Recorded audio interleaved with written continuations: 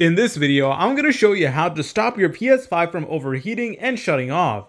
Now, the first thing you always want to do is make sure that your PlayStation 5 has good ventilation. As a general rule of thumb, try to have at least 4 inches of free space on each side of the PlayStation 5. So we got like around 4 inches here. The positioning of this PlayStation 5 in particular could be a little bit better. So if I were to scoot it over towards here a little bit more, that would be sufficient. But basically, you want to make sure that there's nothing like directly next to the PlayStation 5 because that could be causing some errors. Now, what also could be happening is that there is a buildup of dust on your PlayStation 5. So to do that, you just want to go ahead and clean it out because dust and debris can slowly accumulate, especially if you don't clean your PlayStation 5 often. So please make sure to clean your console on a consistent basis to avoid overheating and of course shutting down. Also, please refrain from using your PlayStation 5 on surfaces like carpets because carpets will actually build up dust even faster. So you want to go ahead and avoid carpets and make sure you don't put it near a carpet. You want to go ahead and put it on something wooden, something that doesn't cause too much dust or anything like that. So please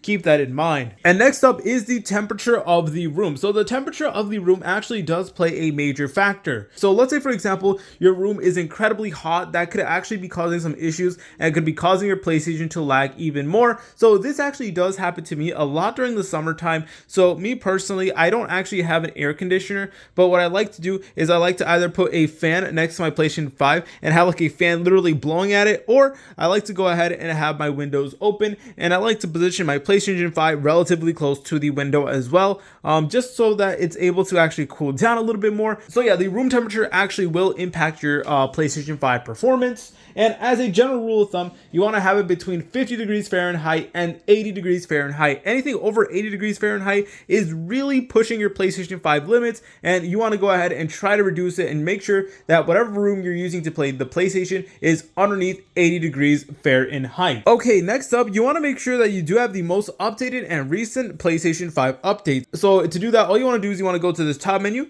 press over here where it says settings. Then once you're here in settings, then all you want to do is you want to go ahead and scroll down until you see system. Go ahead and press on that.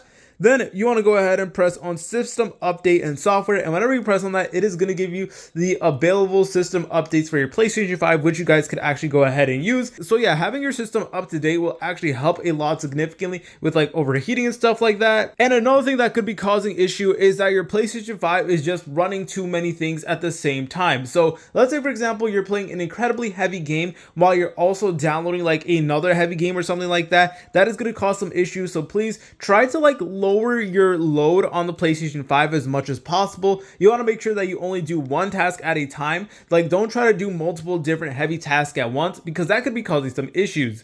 But if you guys found this video helpful, make sure to leave a like and subscribe. I'll see you in the next tutorial.